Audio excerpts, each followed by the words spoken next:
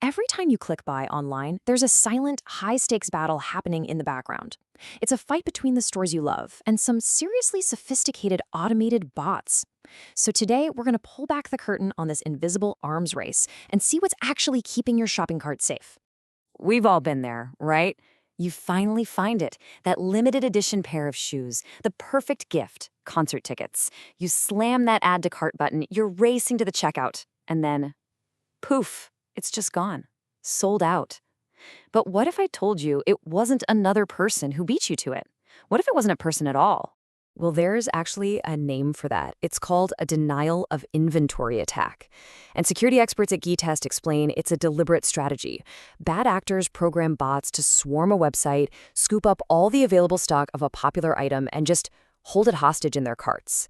And the crazy part? They're not going to buy a single thing. The whole point is just to make it impossible for actual customers like you to buy it. And this isn't just annoying, right? The fallout from these attacks is huge. For the sellers, it's a direct hit to their bottom line because real sales can't get through. They also have to pay more for their websites to handle all that fake traffic. But for us, the shoppers, it's just a totally frustrating experience that can make you never want to shop at that store again. So this isn't some minor glitch. It's a serious threat. So yeah, holding your cart hostage is bad enough, but that's just the beginning. Let's meet the other digital bad guys that e-commerce sites are fighting off every single day.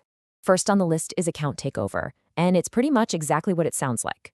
Bots get their hands on stolen usernames and passwords, from all those big data breaches we hear about, and they use them to try and bust into your accounts on shopping sites. They're after the good stuff, your saved credit cards, your loyalty points, you name it. So how do they do it? With a brute force method called credential stuffing. Imagine a bot with a massive list of stolen login info, just hammering away at a login page, stuffing in combinations over and over and over again, just waiting for a hit.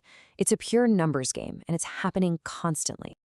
And then you've got the most direct attack of all, payment fraud. At this point, the bots aren't just trying to cause chaos or steal an account. They're armed with stolen credit card numbers and are actively trying to make fake purchases. This leads to direct financial losses for the business, chargebacks, the whole mess. Okay, so we've got all these bots running wild. How in the world do online stores even begin to fight back? Well, the battle starts with the first line of defense, learning to spot the really obvious fakes. It's actually kind of fascinating when you look at it side by side. A real person, that's you. You browse around, maybe you compare a few things, you take your time. But a bot? Totally different story.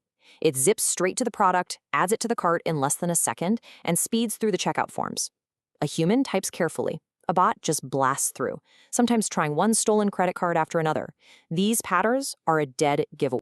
And of course, companies like Shopify are all over this. They've built fraud analysis systems that use machine learning to scan every order for these telltale signs. It's kind of like a traffic light. You've got green indicators for normal, human-like shopping. You've got red indicators for stuff that screams fraud.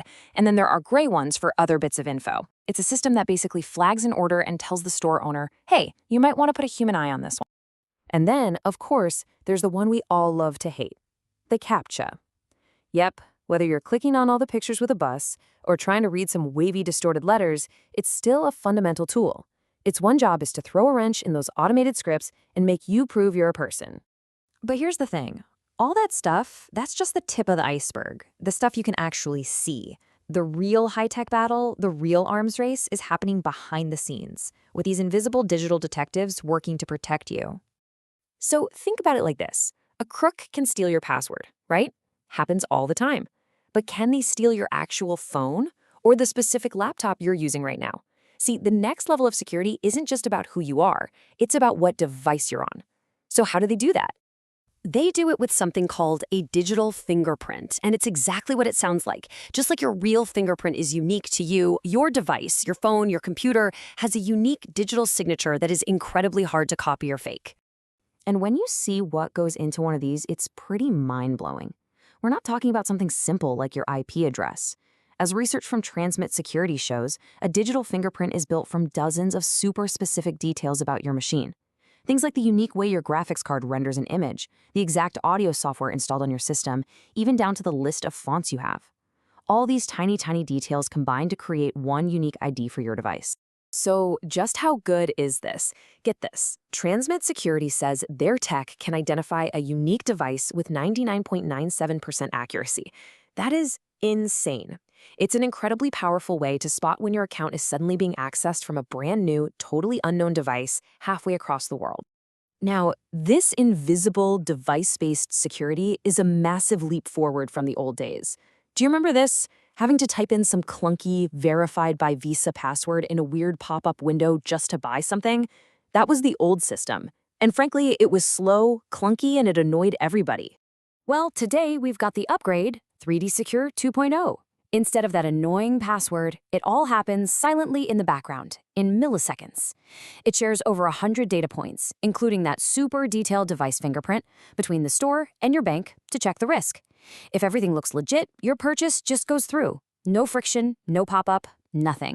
So all of this, from spotting weird bot behavior to fingerprinting your laptop, it's all heading in one direction. It's all driving towards this ultimate goal the industry calls frictionless trust. This quote from RSA's research just nails it. The goal is to be smart, to be dynamic, and, most importantly, to do it all without adding any friction, without getting in your way. Basically, the best security is the kind you don't even know is there. So, in the end, that's the whole game, isn't it? It's about building this digital fortress that's totally impenetrable to the bad guys. But for the rest of us, the real customers, the front door is wide open, and we don't even feel a thing walking through it. And that really leaves us with a huge question for where we're all headed. As we keep moving into this passwordless future, where our phones and our laptops are our digital identity, how are we going to prove we are who we say we are when the line between us and our devices basically disappears?